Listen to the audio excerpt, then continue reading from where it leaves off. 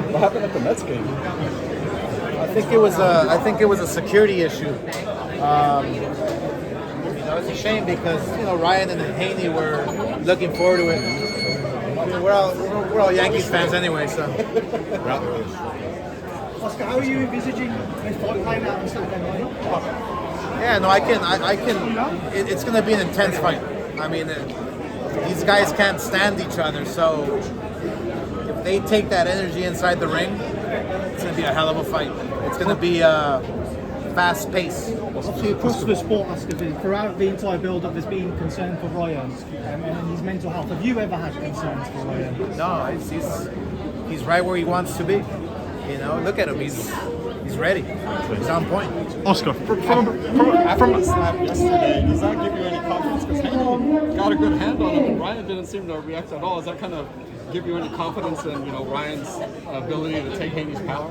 Well, it gives me confidence that he got it under Haney's skin. I've never seen Devin like that.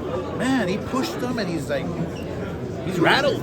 He's like, man, it reminds me of Ryan. Actually, reminds me of the way Floyd used to get into your head, and take you out of your game plan. Ryan took a page out of his book, I think. I mean, I've never seen Haney like that. Pushing him, and it's like you take the focus away, and now Haney wants to knock him out and go in there. Well, let's go. Oscar, it's a good sign. You said about how much they dislike each other. You had some very bitter rivalries or angry rivalries in your career. What rivalry of yours did it remind you of? Probably Vargas. Because keep in mind, Vargas was a good boxer. He knew how to box. He knew how to dissect you, but he was so angry that his game plan goes out the window because he wants to knock me out. So I can see that happening here with Haney and Ryan. Even though Devin's such a disciplined fighter. Well, when you're in the ring and they get under your skin, your game plan goes out the window. Oscar, it always happens. Is there any response to sort of the concerns of Ryan Garcia's weight? No concerns whatsoever. Oscar, He'll make weight. how's he looking? Oh, he's a beast. Changing of the guards, baby. Changing of the guards. Let's go. Oscar, he's been acting in the lead up to this fight, and that he's actually been serious about training. He's been 1,000% focused, serious. Look, what he does on social media takes 10 seconds to pull up. He's working hard. He's been working hard for the last 2 months. When you say he's gotten Devin out of his game plan, is it possible to gain for a fighter to regain their focus and get back to the game plan, or once it's lost, it's lost? Well, what I said was he got into his head. Yeah. And come fight night, I mean, you got to keep your composure. So yeah, we'll see what happens. Oscar, what's a more difficult fight, the Tank fight or Devin on Saturday? Yeah, I don't know. I obviously Tank hits harder. We know that.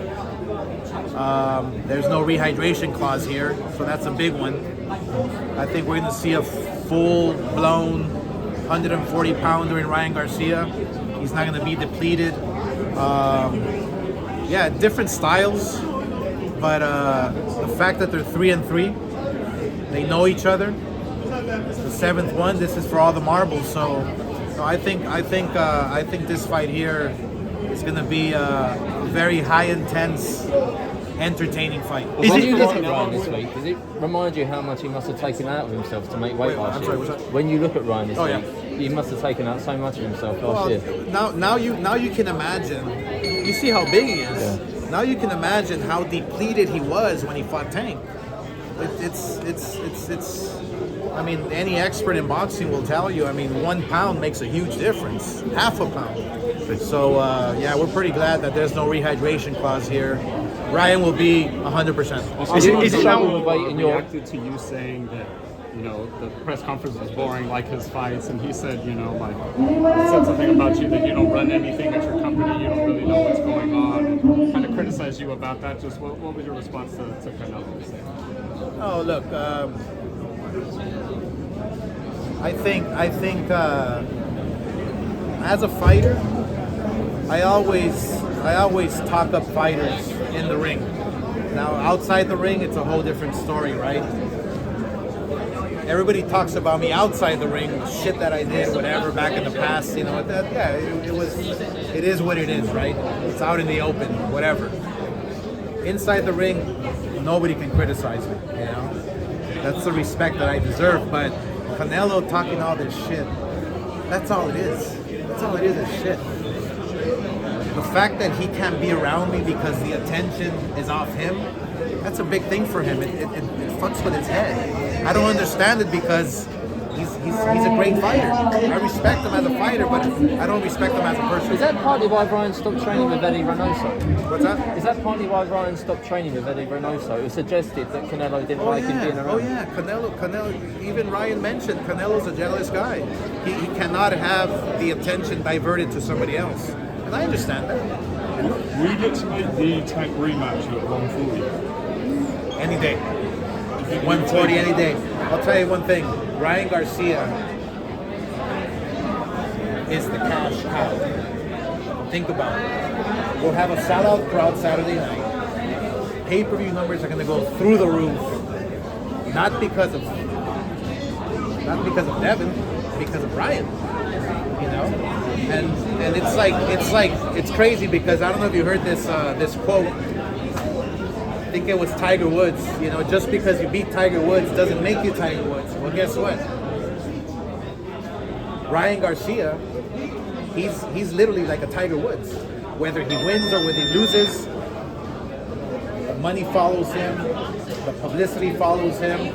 You know, that's why we're all here today to watch a big event. Do you think Tank would take the fight at 140, given the stipulations? I don't know.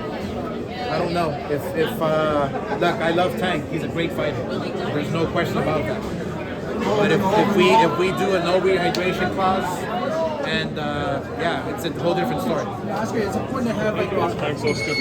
Thank you.